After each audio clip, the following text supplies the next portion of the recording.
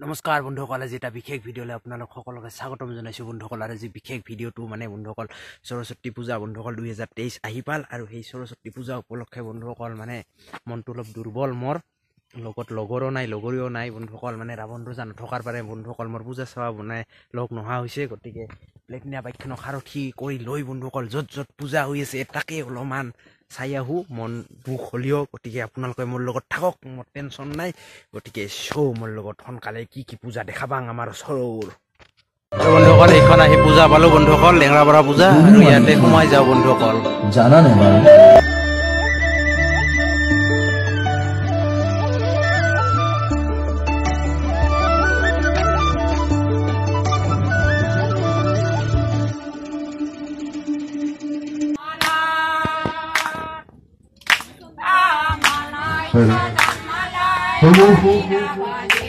বন্ধুসকল, আমি আহি চলিহাতক লগ পালোঁ।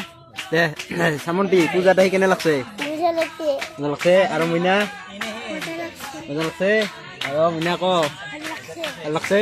আৰু বাবু ভাল লাগছে। দে এই ভাল লাগে।